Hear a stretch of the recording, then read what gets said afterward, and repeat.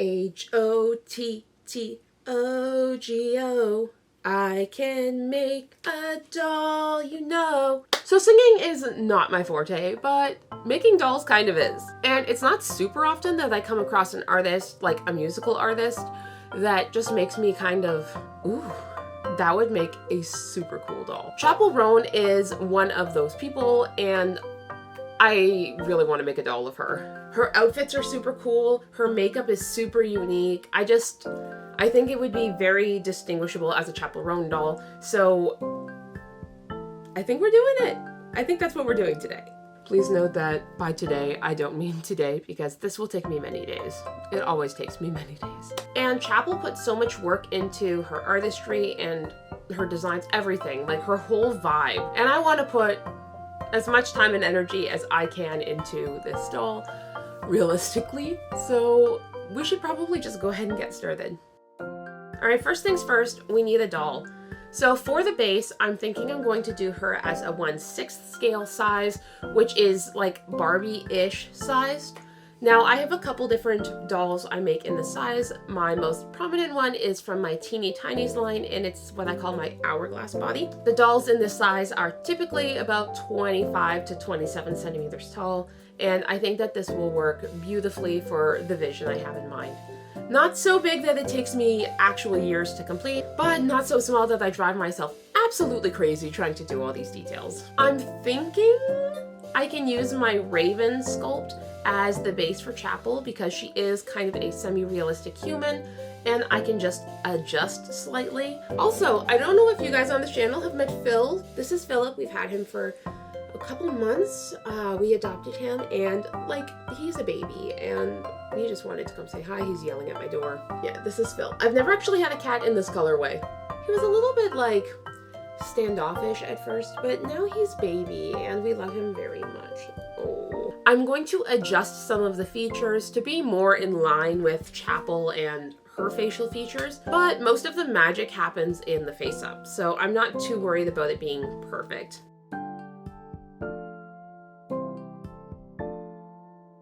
There's just one page. I am, however, going to be making her eyes paint on and not insertable, which is not something I typically do with dolls this size, but just to save myself the hassle of making the itty bitty eyes on a doll I'll probably never change.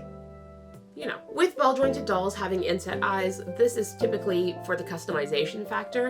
Of course, Raven is from my quarter scale line, so I do have to scale her down and also make sure that the head fits on the hourglass body neck. Once she's all sculpted, I can go ahead and print her out. I'm going to print her out in kind of a light peachy resin and cure her in my curing station. Thanks to my Elegoo Saturn 8K, this only takes a day, so I'm pretty happy with how speedy this went. Because I knew what was going to take me absolutely the longest of this whole customization was going to be the outfit. I mean, all of it is very detailed. The face up super detailed. The wig is going to be a challenge, but I was most worried about the outfit.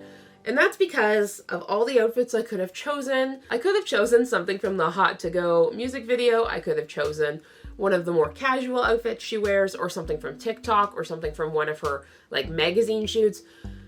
But what I really loved was her Coachella outfit from this year, and it's this pink and red sparkly like love core butterfly, and like it's nothing like anything I've ever made before, and I just wanted to make it. I just wanted to make it, and I'm a little stressed, guys. There's so many details in this outfit, and it's so many pieces. So there's going to be knee boots, there's going to be pink tights, there's going to be this really intricate bodysuit, there's going to be wings that are belted on, there's like an arm warmer like sleeve moment. It's a lot. Okay, it's time to sew this outfit, so let's take it over to Top Down Rosie and let's sew this whole thing together.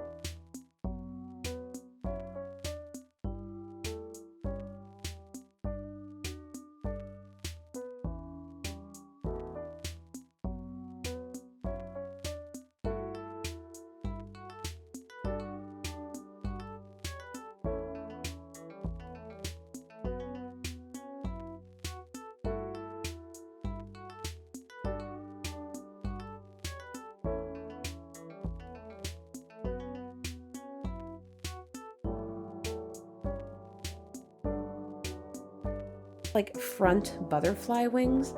I did this by using felt and I ironed on some vinyl, I think it's called. And I just made the pieces individually. After doing that, I realized it was pretty difficult, and I make the actual wings differently though, just as a heads up. This is going to be the belt for the wings. I made it in a hot pink vinyl and felt, and I really love the way this came out. I think it's, again, not exactly like hers, but I think it's quite pretty and it has the same vibe. And honestly, I just want to make a whole jacket like this, and I'm just like, can I get all of these little decals to stick to pink because it looks so cute. So I actually did the wings by drawing out the butterfly wings and then printing them onto transfer paper.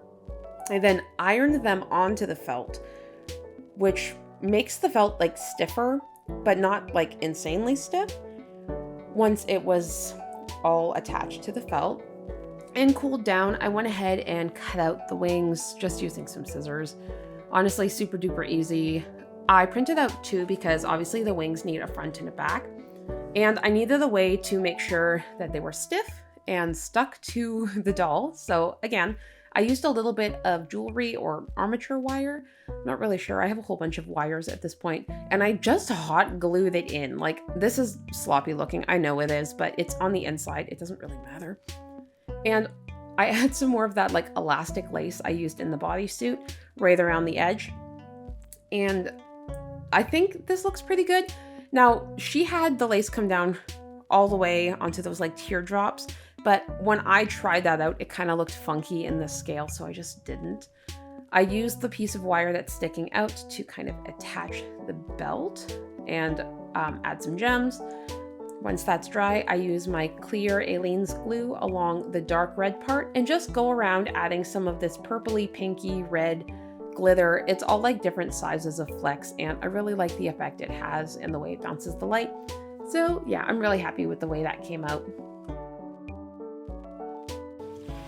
All right, cool. You're still here. We're still having fun. Let's take a moment, a breather from all of this hard work, and take a minute and appreciate your hard work. So of course that means it's time for Doll of the Week.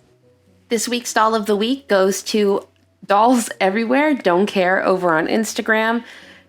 She posted this super cute photo of one of the Hiccup dolls from the stock sale. She got the Soot Sprite one, and she also got some little Soot Sprite friends to go with it. It's such a cute photo. I hope to see more of this doll and from this poster. Don't forget, if you would like to be featured for Doll of the Week, you need to tag me on Instagram. You can also email me photos, or you can join my Discord. All right, back to the video. I planned out the wig because it's this really great curly ginger, super long hair, and I wasn't sure I was going to be able to do that with the yarn I had.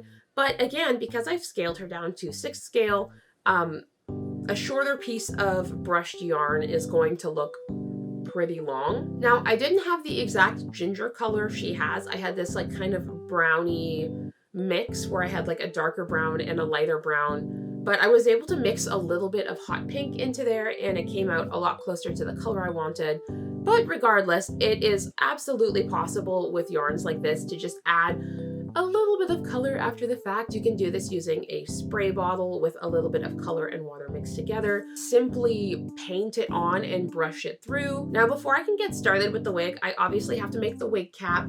If you're new here and you've never seen me make a wig cap, I have graduated recently from making them all out of hot glue, which is what I used to do, and I now make them out of wood glue and nylon, which is basically a trick that was taught to me by my very, very close friend, Hopeful Creation. His YouTube is there. We have a podcast together. It's called Unhinged, a doll collector podcast. So if you're into doll collecting, if you're into ball jointed dolls, if you're into anything, or just some like random stuff, the wig cap does take like 24 hours to dry. So I had to do this well in advance of making the rest of the wig, obviously. I don't typically do wefts anymore. I prefer a weftless design. But because I knew I was going to have to style all of this hair, aka curl all of this hair, I thought maybe I should just go ahead and make the wefts. So I did do most of the hair as wefts. Now, I wasn't really sure if I should try and curl the wefts as they went on the doll's head, Okay, so here's where I do use a little bit of hot glue. So I was able to alternate between gluing the weft on and then heating up a chopstick so I could curl the pieces of hair. And then by the time everything was set, I was able to go on and do the next piece, rinse and repeat. While I didn't style the main wefts before putting them on the head, I did think it was better to go ahead and just braid the little red wefts before putting them on the head. She's got some like kind of baby bangs, and she's got a middle part. So I had to add those on at the very end and press them down with my straightener to make sure that they looked flat and nice. But yeah, that's it for the wig. We can set that to the side, and it's time to move on to something else. So the blush on this face up is very specifically placed. There's not a lot of contour or anything else happening in the way this makeup is. It's very like white and then like an extreme blush to accentuate like over the cheekbones, kind of coming from the side onto the front of the face a little bit. I did, as always, put my undertones layer, even though I knew I had to do them super duper light. I still think it adds a little more life to the doll, and it makes the colors pop a little better in my opinion. So before I get too far into this face up, I'm just gonna go ahead and paint the whites of her eyes. Now this isn't perfectly white, it is a blue white, which is slightly more realistic. And I needed to have the blue out anyways because Chappell's eyes are this really pretty bluey, greeny color depending on the picture. And it's best to paint eyes in layers, so I build mine up, especially using something like acrylic, finishing off with the iris and any highlight dots that you want to add. Neutral lip for this look, which is kind of like a brownie pink color. So we went with that. I've actually never done a neutral lip before. I'm just realizing I've always done pinks, reds, sometimes black, sometimes oranges, but this was my first go at a neutral lip. So I hope it came out looking right. I tried to follow the color as closely as I can, but you know. I also got to do this really cool big eyeliner, and I did this with some really watered down acrylics. A lot of times when I do liners, I do like to kind of soften them up with pastels or with watercolor or gouache even, but the liner is really bold on this look, so we just went ahead straight in with acrylic, and I think it gave the nice punchy look we were looking for. Once all of that is sealed in, I get to add all of the fun little details that I was so excited to add, and the reason I love this makeup so much. Then we just add a little more color where I feel like we need a little more color, and seal it all in for the last time with Mr. Super Clear Matte. Once dry and cured, I'm able to go ahead and gloss her. I gloss the lips just lightly though, because she doesn't have a super glossy lip in this look. I am going to use a little bit of UV resin over the eyes as well. This is going to dome them up just slightly and also make them extra super shiny so that they really look like eyes. So I did mention she has some really cool boots on, but she does also have this hairpiece that I forgot about. I don't see her wearing it in every photo from Coachella. It's in like some of them, but not others. Same with the boots. Sometimes it's boots and sometimes it's sandal, like these like sandals over the tights. So I'm not really sure, but I am choosing to make the boots and the headpiece so that I can switch them out if I want to or whatever. But yeah, but that's what we're doing. That outfit was a lot to make. It was effort, it was time, but I'm hoping it all comes together when I put the doll together. Speaking of putting it all together, I think that time has come, so let's see how it looks all put together.